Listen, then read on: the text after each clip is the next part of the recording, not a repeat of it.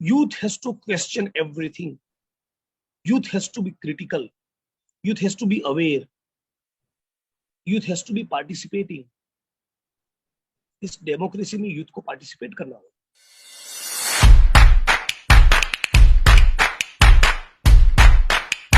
It is a privilege to have one of the India's very young politician, a Dalit movement activist in Gujarat, MLA from Vadgam, Jignesh Mevani. So thank you very much, sir, for coming here to the Democratic Script. It is a privilege. तो Jignesh sir, India में जो youth का participation है specially politics में, वो इतना well oriented नहीं है. बहुत कम यूथ के लीडर्स आजकल पॉलिटिक्स में एंटर करते हैं. बट आप जैसे जो लोग हैं, जिग्नेश मेवानी या फिर कन्हैया कुमार हो गए, या फिर अगर तेजस्वी सूर्या की बात करें, तो इनकी वजह से बहुत लोग मोटिवेटेड होते हैं. बट स्टिल जो पार्लियामेंट में नंबर है या फिर ओवरऑल जो पॉलिटिशियंस है, young politicians are very less. Something that you can talk about that. See बिल्कुल. मैं देखिए, मेरा ऐसा मानना है कि role of youth in India, इसको केवल चुनावी राजनीति के चश्मे से नहीं देखना चाहिए. राइट. ना ही केवल असेंबलीज और पार्लियामेंट में कितने लोग हैं यूथ बैकग्राउंड से, उस दृष्टिकोण से भी स्ट्रिक्टली नहीं देखना चाहिए. प्राइमरीली यूथ का रोल एक नए समाज का, नए भारत का, नई दुनिया के निर्माण का है. भगत सिंह ने कहा है कि युवावस्था मनुष्य जीवन का वसंत काल है. उसे पाकर मनुष्य मतवाला हो जाता है, हजारों बोतलों का नशा छाता है, सारी शक्तियां सहस्त्र धाराओं पर फूट पड़ती है. युवावस्था में मनुष्य के लिए केवल दो ही विकल्प है. वो चढ़ सकता है उन्नति के सर्वोच्च शिखर पर, वो गिर सकता है अधपात के अंधेरे खंदक पे. चाहे तो त्यागी बन सकता है युवक, चाहे तो विलासी. हे भारतीय युवक, गफलत की नींद में पड़ा बेखबर तू क्या सो रहा है? देख, प्राचीन के ललाट का सिंदूर रंजित हो उठा. अब अधिक मत सो, सोना है तो अनंत निद्रा की गोद में जाकर सो. तो जिसको एक नई दुनिया बनाने का सपना जिसके मन में है, फिर चाहे आपकी उम्र 55 या 60 है, तो आप यूथ हो.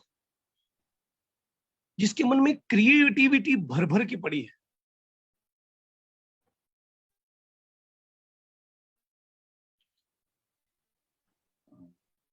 जिसमें इनोवेशंस है, करने का, डिस्कवर करने का, एक्सप्लोर करने का जिसके अंदर जज्बा है, वो यूथ है.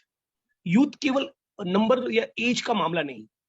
आज जो भी व्यूअर्स इस वीडियो को देखेंगे, मैं जब भी इस प्रकार के रोल ऑफ यूथ, इस प्रकार की किसी चीज पे बात करने के लिए जाता हूं, ये लोग मुझे इनवाइट करते हैं, तो जनरली उनका एक्सपेक्टेशंस ये होता है कि मैं बेसिकली अनएम्प्लॉयमेंट के सवाल पे बोलूं. तो बेरोजगारी बहुत है आज, बहुत एक बड़ी समस्या के तौर पे बेरोजगारी हमारे सामने उभरी है.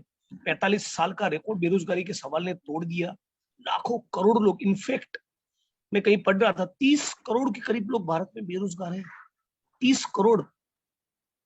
तो there is no doubt that unemployment is a major issue. बेरोजगारी एक अहम सवाल है इस मुल्क का. उस मुद्दे को तो लड़ना ही चाहिए, लेकिन साथ साथ बात केवल वहां कन्फाइन न हो. मैं हमेशा दलित मूवमेंट के साथियों से मेरा डायलॉग होता है कि कभी कभी हम लोगों की बात एट्रोसिटी या आरक्षण के इर्द गिर्द घूमती है और वहीं खत्म हो जाती है. यार, ऐसा भी कोई दलित लीडर हो जो इकोलॉजी और एनवायरनमेंट पे बात करे, इकोनॉमी में बात करे, गालिब और फेस की कविता पे बात करे, राइट? तो यूथ का मतलब ये होता है कि आप ऊर्जा से लबालब हो, आप में क्रिएटिविटी है, नया कुछ करने की चाहत. अब यदि ऐसा यूथ है, उतनी ऊर्जा जनरेट करेगा ना, मैं नहीं मानता कि फिर उसके लिए पार्लियामेंट या असेंबली में जगह ना हो. डेफिनेटली फिर उसके लिए पार्लियामेंट और असेंबली में जगह उसके लिए भी बनेगी. हाँ, इस वक्त जो चुनावी राजनीति की जो सारी पार्टियां हैं, उनके जो सीनियर लीडर्स है, उनका पार्टी और पार्टी के सारे ऑर्गन्स पर इतना, और पॉलिटिकल क्लास का भी स्टेट के सारे ऑर्गन्स पर इतना ज्यादा कब्जा है सीनियर्स का, कि युद्ध के लिए उतना आसान नहीं रहता स्पेस बनाना, लेकिन वो थोड़ा लड़के झगड़ के कुछ आंदोलनों को जन्म करके ऐसी कुछ चीजें आपको करके पॉलिटिक्स में आना चाहिए।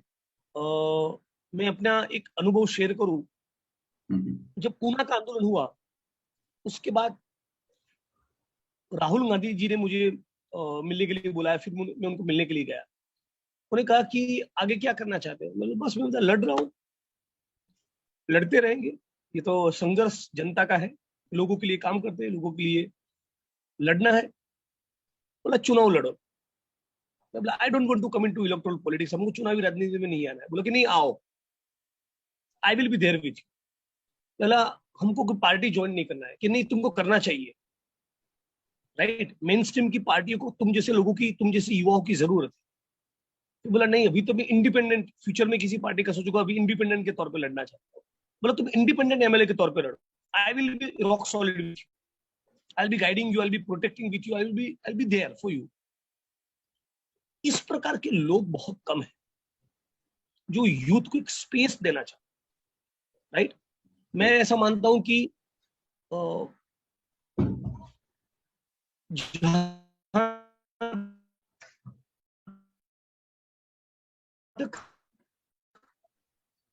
हमारे देश का सवाल हो या असेंबली या पार्लियामेंट, कुछ ताकतें, कुछ फोर्सेस ऐसी रहेगी जो नहीं चाहेंगी कि हम लोग अपना स्पेस बना पाए, वो हर संभव तरीके से ब्लॉक करने की कोशिश करेंगी, but we have to be there as a force. आज अनएम्प्लॉयमेंट, जैसे कि 2014 के चुनाव के पहले इंडिया अगेंस्ट करप्शन का एक मासिव मूवमेंट हुआ। आज मैं ऐसा मानता हूं कि इंडिया अगेंस्ट अनएम्प्लॉयमेंट नाम के मूवमेंट की जरूरत है, राइट। इसमें सारा भारत उठ खड़ा, दिल्ली में भी एक मोर्चा हो under the banner of India against unemployment, और हर एक स्टेट में भी उस बैनर के तरह युवा लड़ता हो। मैं चाहता हूं कि यूथ कविताएं पढ़े, कविताएं लिखे, उसमें क्रिएटिविटी हो, आर्ट गैलरीज में जाए, पेंटिंग की कला को समझे, कि यूथ को केवल ये सपना नहीं होना चाहिए कि एमएलए बनूं या आईएएस आईपीएस बने।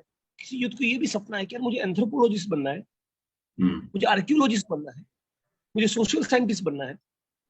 कभी कभी ऐसा सपना आता है लोगों को कि भाई कनाडा की फाइल रख दो, यहाँ कुछ बचा नहीं है भारत में, वहां जाके सेट हो जाएंगे तो लाख 1.5-2 लाख कमा लेंगे, 5-10 साल के अंदर we will be through, then may be we can come back, right. ये बहुत, एमडी बनना है, एमएलए बनना है, आईएएस बनना है, आईपीएस बनना है, कनाडा की फाइल रखनी है, फॉरेन जाना है, ये सब ये होना चाहिए सबको, absolutely nothing wrong in that. Rather मैं तो पुश करता हूं इस प्रकार के सपनों, लेकिन केवल यही सपना ना हो। लाइफ एक बहुत बड़ी चीज है, लाइफ के इतने डायमेंशंस, उसके सारे हो सके उतने डायमेंशंस पे आपको आकर्षण होना चाहिए। Right, absolutely. मैं ओपनिंग कमेंट्स में ही ज्यादा बोल गया, आपको मैं बीच में इंटरवीन करने का मौका नहीं दिया। हाँ, कोई बात नहीं। आपने भगत सिंह के बारे में बताया, जो भगत सिंह का जो इमेज है, उनकी जो आइडियोलॉजी रही है, और दिल्ली में अगर राइट्स होते हैं, दिल्ली में अगर कुछ मूवमेंट होता है, तो भगत सिंह का चेहरा हमेशा आगे आता है। As he is a fire in youth, I would say, a force which drives youth to be on streets. तो कहीं आपको ऐसा लगता है कि शायद गुजरात में भी we need more influence of Bhagat Singh among youth? There is absolutely no doubt.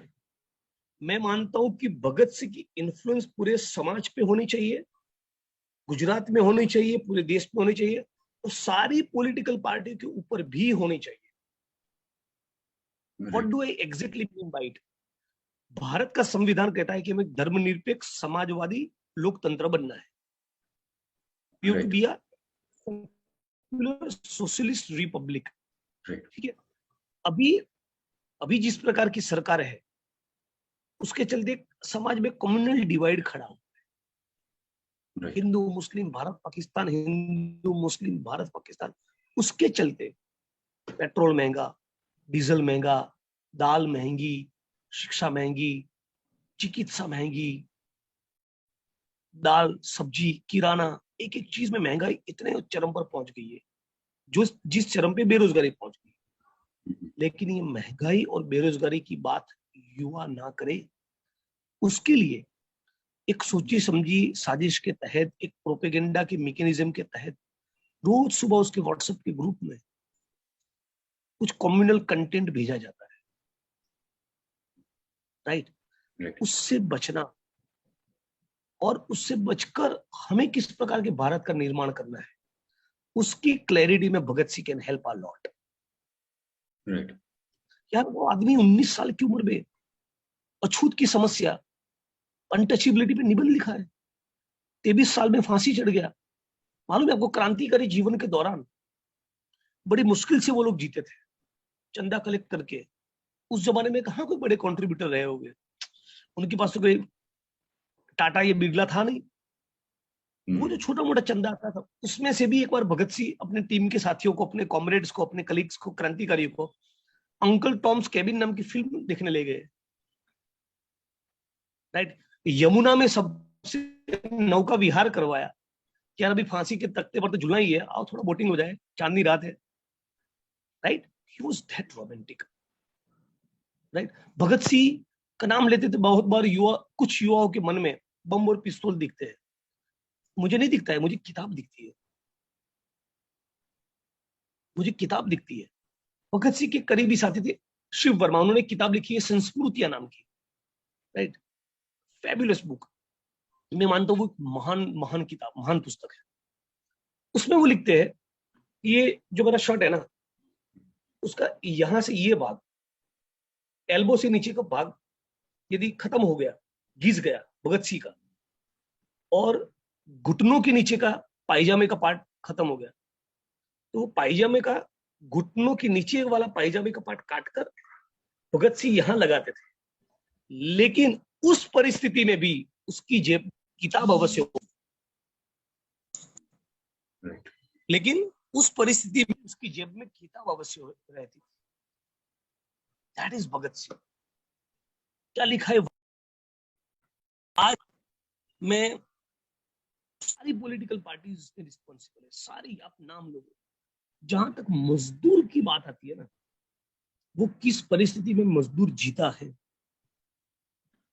उसके श्रम से सब कुछ पैदा होता है, फिर भी वही चीजें जिसका निर्माण वो करता है उसके पास नहीं होती, राइट? तो शब्द आज मैंने पहला है, या जो कंप्यूटर की स्क्रीन पे आप और हम बात कर रहे हैं, ये मोबाइल नाम का इंस्ट्रूमेंट जिस मजदूर ने बनाया होगा ना, शायद इस क्वालिटी का मोबाइल वो खुद इस्तेमाल नहीं कर पा रहा है। ये शर्ट जिसने बनाया मजदूर इस क्वालिटी का शर्ट नहीं पहन पाएगा। तो आखिर क्यों? ये समझने के लिए भगत सिंह को पढ़ो, और इस असमानता और गैर बराबरी को दूर करने का रास्ता क्या, उसके लिए भी भगत सिंह को पढ़ो। भगत सिंह को मैंने जैसा कि कहा, बम और पिस्तौल के साथ जोड़ दिया जाता है। बम की संस्कृति नाम का एक निबंध उन्होंने लिखा है, पढ़ना चाहिए। तो कुल मिलाकर भगत सिंह का यह कहना है कि देश और दुनिया में जो श्रमजीवी वर्ग है, जो मेहनत करने वाली जनता है, जो मेहनत कश आवाम है, उसी के खून पसीने से एक एक चीज वस्तु का निर्माण होता है। वो जो मजदूर है, वो जो अंत्योदय है, वो जो आखिरी इंसान है, यदि वो आपको नहीं दिख रहा है, तो आपको भाई क्या दिख रहा है? Then you are blind, then you are indifferent and careless. तब तो आप खुद पैदा करो बाजरा खेतों में जाके 42 डिग्री में, या फैक्ट्री में 45 डिग्री में 14 घंटा काम करो, तब पता चलेगा कि इस मुल्क में, इस देश में, दुनिया में मजदूर होने का मतलब क्या है। आज मेरा फ्रेम ऑफ माइंड ऐसा बन गया है कि मैं यदि मैकडोनल्ड्स में गया बर्गर खाने के लिए, उसके गेट पे जो आदमी खड़ा है उसको मिनिमम वेज मिलता होगा कि नहीं, वो मैं पहले पूछूं। मेरे मत क्षेत्र में जल भवन है, वाटर सप्लाई डिपार्टमेंट का ऑफिस, वहां पानी के सवाल को लेकर भी मैं कुछ सबमिशन करने गया या किसी ऑफिसर को मिलने के लिए गया, तो उसके गेट के ऊपर जो सिक्योरिटी गार्ड खड़ा है, उसको मिनिमम वेज मिलता है कि नहीं, सैलरी स्लिप मिलता है कि नहीं, उसका कोई एक्सप्लोटेशन कर रहा है, वो सवाल सीधा मुझे क्लिक होगा। मैं जिस सर्किट हाउस में रुकता हूँ, राइट, मेरी कॉन्स्टिट्यूंसी में, उस सर्किट हाउस का जो रसोईया है, वहां का जो सफाई कर्मी है, वहां का जो प्यून है, उसके साथ बाकी के ऑफिसर्स और नेता लोग कैसे बात करते हैं, वो मेरी कंसर्न रहती है। उनका क्या तनख्वाह है, रेगुलर मिलता है कि नहीं। तो ये मेरा जो पर्सपेक्टिव बना, उसमें भगत सिंह का बहुत बड़ा रोल है। और आप यदि उम्र आपकी 22 है, 24 है, 26 है, 28 है, लेकिन आपको कुछ नया करने की आपके मन में चाहत नहीं है अपने लिए और मुल्क के लिए, तो आप, मैं नहीं मानता आप यूथ हो, वो तो आपकी बायोलॉजिकल एज हुई ना, राइट। यदि आप 26 की हो, 28 की हो, 32 की हो, 35 की हो, मैं नहीं मानता आप यूथ हो। चुनी भाई वैद्य नाम के एक गांधीयन एक्टिविस्ट हो गए गुजरात में, बहुत बड़ा उनका नाम, कम से कम 60-70 साल वो पब्लिक लाइफ में कंट्रीब्यूट किए। कितना बड़ा कंट्रीब्यूशन उनका हो। मैंने उनको देखा है at the age of 90 to 93 mighty corporate companies के खिलाफ वो आंदोलन करते हुए। यार वो यूथ है। What was the age? 90 to 93। वो यूथ है। और वो आंदोलन करने के लिए जिस जिलों में, जिस तहसीलों में, जिस गांव में जाते थे, वहां जो 20 से 40 के थे, वो सारे ऐसे पड़े बैठे तंबाकू दबा रहे। तो वो यूथ नहीं है, ये यूथ है।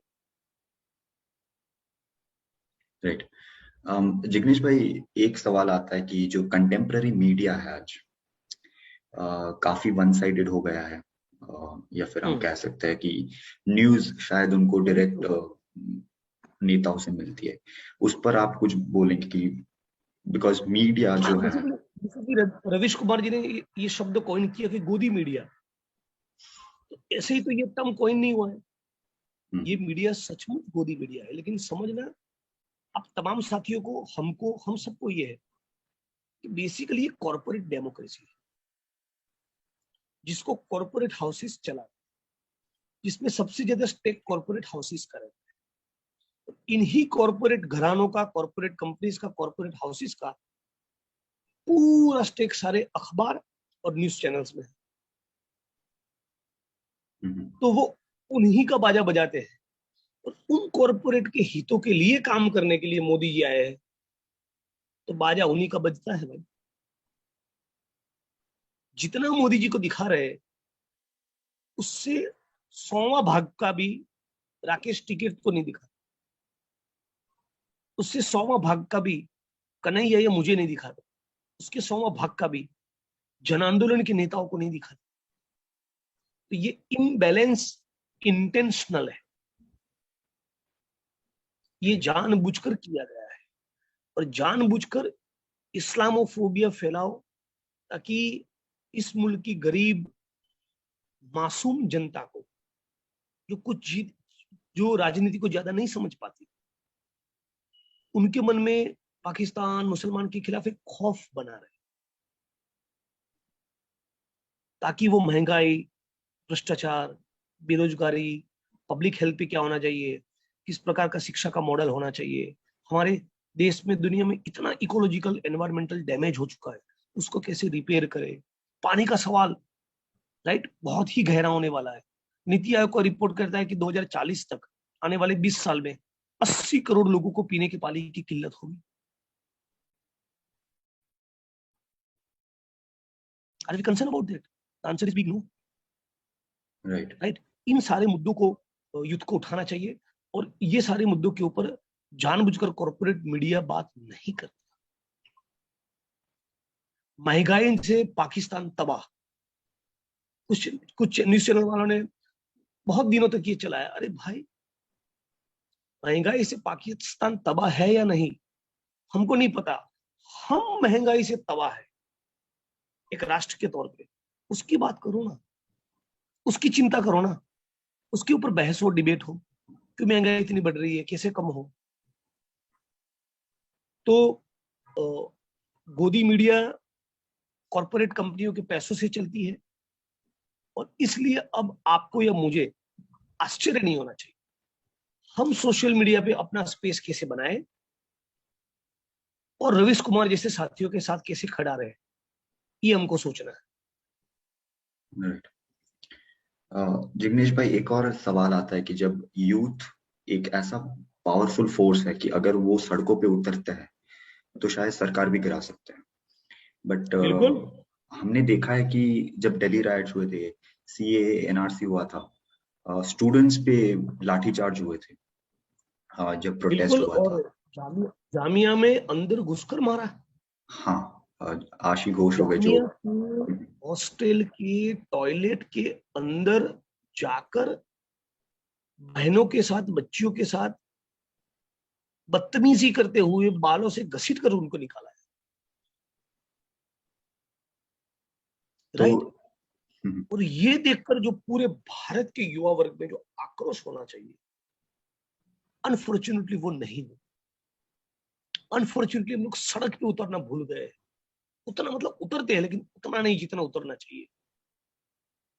यार कल को मैं किसी स्टेट का सीएम बन गया ना, और मुझे कोई सवाल करने वाला नहीं है, मेरे खिलाफ कोई बोलने वाला नहीं है, लिखने वाला नहीं है, क्वेश्चन करने वाला नहीं है, क्रिटिकली मुझे इवेल्युएट करने वाला नहीं है, राइट, मैं भी एरोगेंट बन जाऊंगा। ये बात सारी पॉलिटिकल पार्टीज को, सारे नेताओं को लागू होती है। Youth has to question everything, youth has to be critical, youth has to be aware, youth has to be participating. इस डेमोक्रेसी में यूथ को पार्टिसिपेट करना होगा। राइट। टीवी या ट्विटर देखकर एक्स या वाई खराब है ये कहकर पल्लू झाड़ देना वो आसान है। खुद व्यवस्था में उतरकर उसको बदलने के लिए कुछ करना वो चैलेंज है। इस चैलेंज को यूथ ही उठा सकता है। कंक्लूसिव पार्ट में मैं यही कहूंगा कि आप व्यक्तिगत तौर पे जो बनना चाहते हो वो बनो, लेकिन उसके साथ साथ समाज को, देश को, मानवता को क्या दे रहे हो वो सोचो। या 60, 65, 70, 75 साल का जीवन है, यदि फिर भी आपके मन में ये लालच पैदा नहीं होती कि कुछ करके जाऊं, then you are not youth. Right, ये आपकी बात से मैं बहुत सहमत करूंगा जो आपने बताया रिगार्डिंग यूथ। बट एक पर्सनल सवाल मुझे आपसे पूछना था रिगार्डिंग, आप बहुत सारी कविता पढ़ते हैं। जब मैं आपके बारे में पढ़ रहा था मुझे पता चला you are a fan of Vincent van Gogh, जो एक फेमस आर्टिस्ट रहे। आपने बहुत बहुत बुक्स पढ़ते हैं आप, तो something you can talk about that कि बुक्स हो गए, आर्ट वर्क हो गया, पोएट्रीज हो गई, कितना मैटर करता है इन टुडेज वर्ल्ड। यार एक बात समझिए, जिस प्रकार का मॉडर्न साइंस और टेक्नोलॉजी का आविष्कार हो चुका है,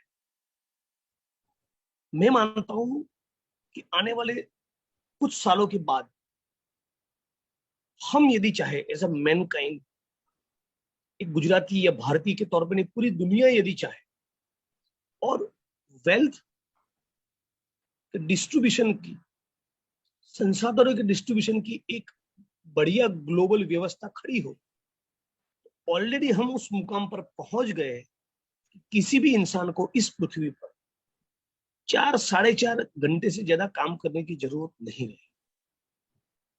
तो जो बाकी का वक्त है, तब इंसान क्या करेगा? कविता लिखेगा भाई, पेंटिंग करेगा, चैपलिन की फिल्म देखेगा, क्रिकेट खेलेगा।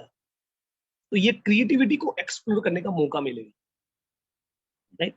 लेकिन ये हो तब हो, अभी जो लोग कंट्रीब्यूट कर रहे हैं आर्ट्स के, थिएटर के, सिनेमा के, लिटरेचर के फील्ड में, उसको मैं सेलिब्रेट ना करूं, मेरी लाइफ बहुत ड्राई रहे। मैं सुबह उठा, खाना खाया, मत क्षेत्र में गया, लोगों को मिला, शाम को वापस आया, फिर दोबारा चुनाव कैसे जीतना उसका स्ट्रेस लिया, उसकी स्ट्रेटेजी बनाई। बड़ा बोरिंग लाइफ। मैं एसबीआई में क्लर्क बनाई, ऑफिसर बना, सुबह उठा 10 बजे ऑफिस में पहुंचा, बैंक के अकाउंट खोले, शाम 6:30-7 बजे तक। मैनेजर ने बोला कि रुको, 2 घंटा रुकना पड़ेगा बे, लाइन लंबी है। और 2 घंटा रुक गया, वापस आया, घर पे खाना खाया, बीबी से झगड़ा किया, प्यार किया, सो गया। बहुत बोरिंग लाइफ।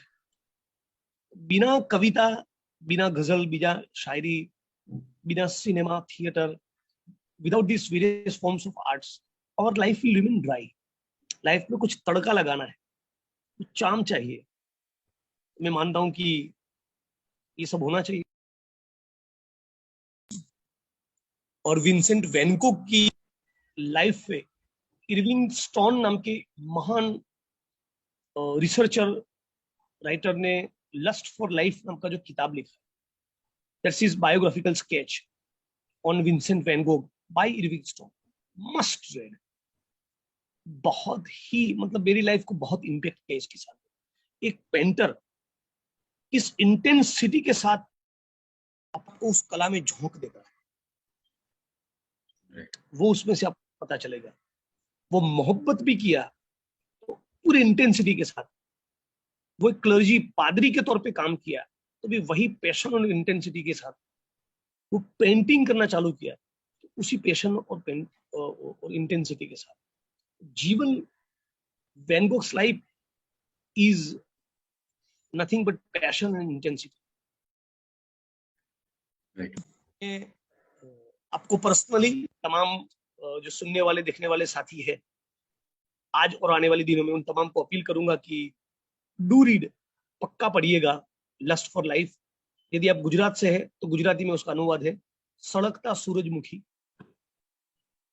विनोद मेघाणी, झवेरीचंद मेघाणी राष्ट्रीय शायर के सुपुत्र, उन्होंने उसका अनुवाद किया है। यश की धरोहर नाम की किताब आप जरूर पढ़िए। सुखदेव राजगुरु, उनके जीवन पर भगत सिंह सुखदेव राजगुरु के ही जो करीबी दोस्त थे, उनके क्रांतिकारी साथी, उन्होंने लिखा है। मान के चलिए आप और हम 5 साल हॉस्टल में साथ में जिए हैं, तो आपको कितना पता होगा मेरे बारे में, मुझे आपके बारे में कितना पता होगा। आप यदि मेरे बारे में लिखिएगा या मैं आपके बारे में लिखूं, बहुत ऑथेंटिक अकाउंट होगा। तो यश की धरोहर जरूर पढ़िए। ये दोनों किताब पढ़ने का मैं जरूर आपको रिकमेंडेशन करूंगा और कहूंगा कि गालिब और फेज को भी पढ़िए। एक आखिरी सवाल मैं पूछूंगा, फिर मुझे पता है आप बहुत बिजी रहते हैं मोस्ट ऑफ द टाइम। जो फोर फ्रंट हुआ है, बहुत सारे यंग लीडर्स जैसे कन्हैया कुमार, उमर खालिद, जो दिल्ली में जाते हैं और उनका एक बहुत बड़ा इन्फ्लुएंस रहा है। हार्दिक पटेल जी का भी बहुत इन्फ्लुएंस रहा था, पाटीदार आंदोलन हो गया या फिर इन जनरल दलित मूवमेंट हो गया। तो क्या आपको लगता है कि अब वो टाइम आ गया है कि सभी फोर्सेस को, एक जो फोर्स यंग लीडर्स की जो फोर्स है, उनको एक फोर फ्रंट पे आना पड़ेगा? मैं ऐसा मानता हूं कि सारी पॉलिटिकल पार्टीज जो आज इलेक्ट्रो पॉलिटिक्स की गेम में है, वो तमाम लड़ने वाले लोग जो किसी पॉलिटिकल पार्टी के साथ जुड़े नहीं, वो एक्टिविस्ट, आंदोलनकारी और उनको फैक्ट्स, फिगर, डेटा, पर्सपेक्टिव देने वाले एकेडमिशियंस, इंटेलेक्चुअल स्कॉलर्स, वो इन सब का रॉक सॉलिड अलायंस नहीं बना तो आरएसएस, बीजेपी, मोदी, योगी को हराने के लिए बहुत दिक्कत होने वाली है। अलायंस ऑफ ऑल द आंदोलनकारीज not enough, alliance of all the political parties not enough। इन सब का एक अलायंस बनना चाहिए जिसमें भारी वैचारिक मतभेद हो गए, आपसी मतभेद हो गए, बावजूद उसके यदि इस मुल्क को, हमारी डेमोक्रेसी को, कॉन्स्टिट्यूशन को बचाना है तो ये करना पड़ेगा। खुद ये कितना कर पाऊंगा, आई हैव सीरियस डाउट्स। चुनावी राजनीति की बड़ी पार्टियां कितना सुनेगी इस बात को, मेरी I have very serious doubts, लेकिन मानता मैं यही। राइट। जिग्नेश जी, एक लास्ट क्वेश्चन। आज 15 सितंबर इंटरनेशनल डे ऑफ डेमोक्रेसी है। कहीं आपको लगता है कि डेमोक्रेसी इज अंडर थ्रेट? यार, आपके सवाल के अंदर ही जवाब छुपा हुआ है। आज उमर खालिद और आनंद तेलतुंबड़े, सुधा भारद्वाज जेल के अंदर है for speaking the most progressive things, for upholding the Indian constitution. आज CBI, judiciary, parliament, RBI, ED, इन सबको मोदी योगी की सरकार ने, मोदी और अमित शाह की सरकार ने खत्म कर दिया। अब जो भी थोड़ी बहुत डेमोक्रेसी बची है उसको प्रोटेक्ट करने के लिए यूथ यदि आगे नहीं आया, बहुत देर हो जाएगी। आज डेमोक्रेसी दिन के इस अवसर पर मैं तमाम सुनने वाले साथियों को यही अपील करूंगा, डेमोक्रेसी की शुरुआत अपने घर से हो। हम अपने घर के अंदर लिबरल और डेमोक्रेटिक बने। मेरा ये दावा नहीं कि मैं बन पाया हूं, लेकिन करना आपको मुझको यही है। तभी हम जिस टेनामेंट में, फ्लैट्स में, मोहल्ले में रहते हैं वो डेमोक्रेटिक बनेगा, तभी वो जिला या तहसील और फिर पूरा स्टेट और इंडिया डेमोक्रेटिक बनेगा। और मैं बताऊं, सच्चा लोकतंत्र तो वही जिसके केंद्र में मजदूर वर्ग हो, जो अपने खून और पसीने से सब कुछ पैदा करे। उसके लिए ये डेमोक्रेसी नहीं है। तो मेरे लिए ये डेमोक्रेसी एक फसाद है जो आज है। Thank you. Thank you so much Jignesh भाई। उम्मीद करता हूँ कि नेक्स्ट टाइम हम पेंडेमिक अगर खत्म हो जाता है, जल्दी जल्दी मिले वडगाम में और एक ग्राउंड रिपोर्ट शायद बना दे। अगर आप फ्री होंगे तो डेफिनेटली हम आएंगे मिलने। तो thank you very much for watching it. So much, thank you so much. Have a great day.